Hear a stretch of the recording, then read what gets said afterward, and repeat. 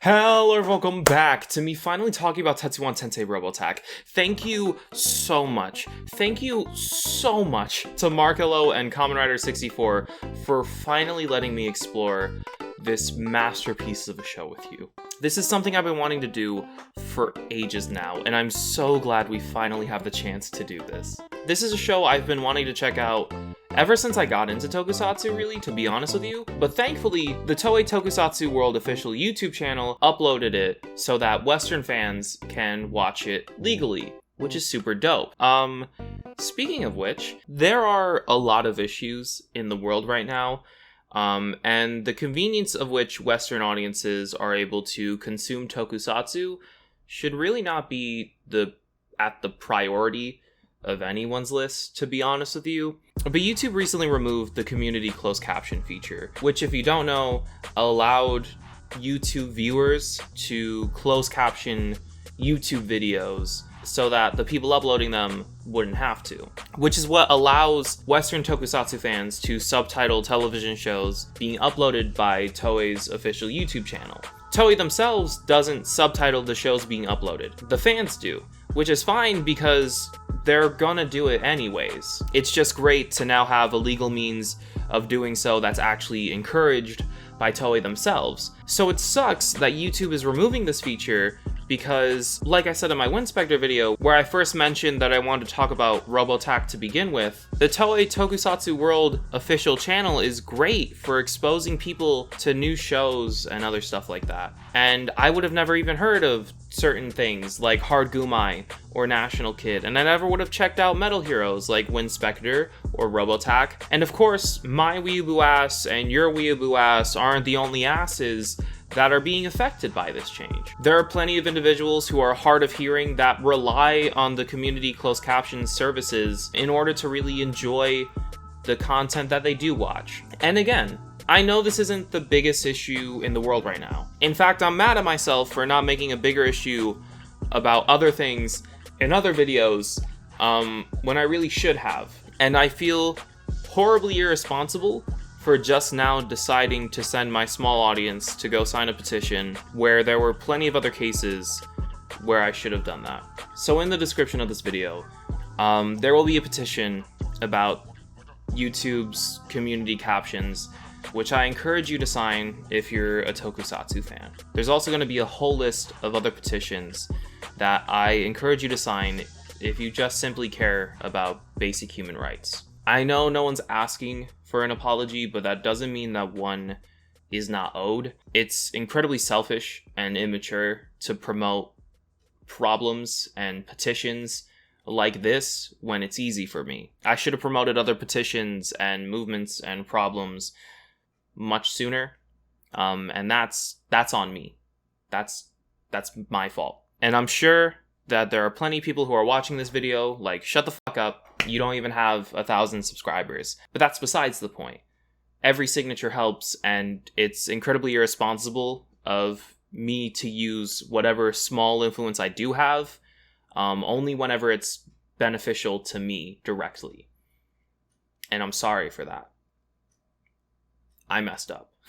With all that being said, let's hop into the actual video and have some fun now, but only after you sign some petitions, please. Anyways, Tetsuwan Tantei Robotack was created and produced by Toei Company in 1998, acting as the 17th and final installment in the Metal Heroes franchise, and was a partial sequel to the previous installment, B Robo Kabutak. And now, thank you to Big Boy Variety for explaining to us that Metal Hero fans, and even Toei themselves at times, don't count these shows as part of the franchise due to how different they were. And now that's a very important detail for this video, and I very much so appreciate the fact that you're willing to share that with the class, my man. Fun fact about the show, it actually aired along Seijuu Sentai Gingaman in the block that would become Superhero Time with Super Sentai and Kamen Rider, which brings up an interesting conundrum. It's really sad to think that Metal Heroes as a franchise or a series doesn't really exist anymore outside of a couple movies that came out a few years ago. But with that being said, if Metal Heroes was never taken off the air in 1999, then Toei most likely would have never brought back Kamen Rider in 2000. So it's weird because on the one hand, I really enjoy the few Metal Hero episodes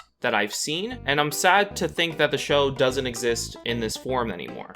But on the other hand, Kamen Rider is one of my favorite things of all time, and I honest to God can't really imagine my life without it. So it just kind of leaves me conflicted, because no matter how you look at it, one would have had to been sacrificed for the other. Unless you wanted to end Sentai, which would probably kill me. Ending Sentai would be the worst thing to happen in my life. That's my conclusion to the Metal Heroes Kamen Rider debacle, is that I refuse to exist in a world without Super Sentai. With all that being said, I'm really excited to watch the first episode of Robotack with you, as not only do I think it looks incredibly fun and stupid, but I also kind of want to just figure out why Toei would decide to cancel the entire franchise in favor for Kamen Rider, specifically after producing this show. What did Robotack do that was so wrong to the point where they had to end the entire Metal Heroes series? And was it really bad enough to the point where both the fans and Toei themselves refused to acknowledge the show's existence in the franchise's legacy? The episode starts with a robot dog fumbling around in the streets like a sociopath, giving clowns a hard time and chasing kids with sausage, which just sounds like a very pleasant Wednesday afternoon if you were to ask me. It cuts to a child walking into his uncle's detective agency, where we see a grown man crying over the very last episode of his favorite television show that used to air every Sunday morning since he was a little kid, which is incredibly ironic given everything we just talked about like 10 seconds ago. It's almost like Toei kinda knew with this one. It turns out that the kid's name is Kakeru, and he's being watched by his uncle, Detective Sugi, while his parents are overseas. Sugi asks Kakeru to spot him $20 for food for like the 5th time this week apparently, which I believe is a sign of a much deeper issue here. But this show's made for children, so that's probably not the case. A robot dog barges into the detective agency and passes out in the front entrance, which I believe is a sign of a much deeper issue, but you get it. After this, the intro begins to play, where we're blessed with the following imagery.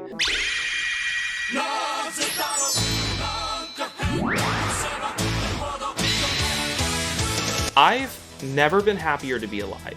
We just get this robot dog running around with his real-ass friends, as well as some other guys, like this elephant here, or this turtle, or this sexy lady. Hello! And everyone is wearing fanny packs while all of this is happening. This is exactly what I expected my life to be like after high school, before the pandemic. Just running around, solving mysteries with my boys, while wearing fanny packs with our robot companions. That's the American dream, is it not? It cuts back to the robot dog eating an entire bowl of noodles and dipping as if he owes no one any sort of explanation as to who he is or why he ate all of the noodles and not just some of the noodles, which is a fucking baller move. Robotack is my new favorite tokusatsu character. I'm sorry, Jiraiya. Robotack's the new channel mascot. Sugi asks Robotack for some money because he ate all of the noodles. But Robotack doesn't have any money because he's a fucking robot dog. How do you expect him to have money? Especially when he's known for passing out in front of your house and eating all of your noodles. They end up working out a deal that includes Robotack working for the detective agency in order to pay off his debt of 2 bowls of noodles. A bald-headed man walks into the detective agency looking for help to find a man who stole something from him. It doesn't really matter. He gives Sugi a fat smooch before leaving, and then our boys just go off to work. It turns out that the man left a scroll that could help Robotack find the Shooby Dooby badge, which can be used as a key to unlock the Wonder Box that contains the land tool. I hope you were following that because I'm not explaining it. Basically, Robotack and his friends were sent to our planet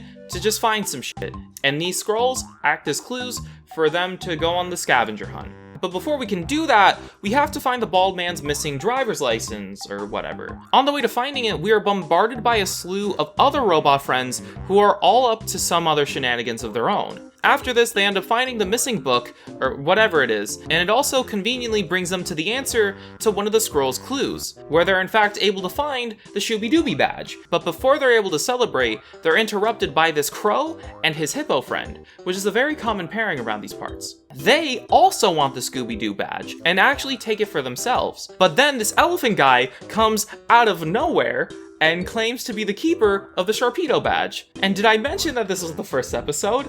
Because so much has happened today, and We're nowhere close to done yet. Everyone is put through a trial where they must run through an obstacle course without spilling this cup of noodles. The person who wins is granted the ownership of the new shoes badge. This leads to some of the greatest scenes in the history of cinema, to be honest with you. Our hippo friend decides to transform in the middle of the obstacle course, and I'm actually surprised that he's the first one to transform in the show. I figured that they would give that privilege to Robotack himself.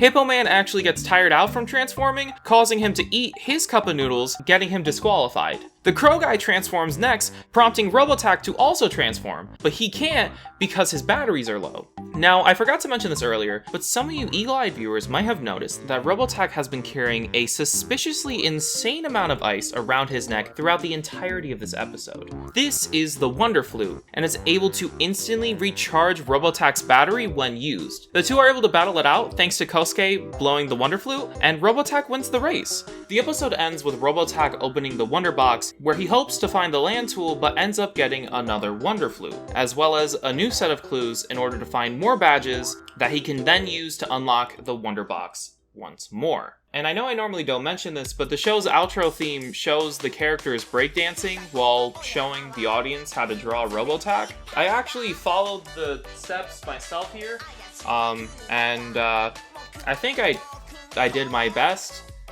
I kind of fucked up by coloring the eyes. They were supposed to be circles, but I made them a little too tight, so it kind of looks possessed and lopsided.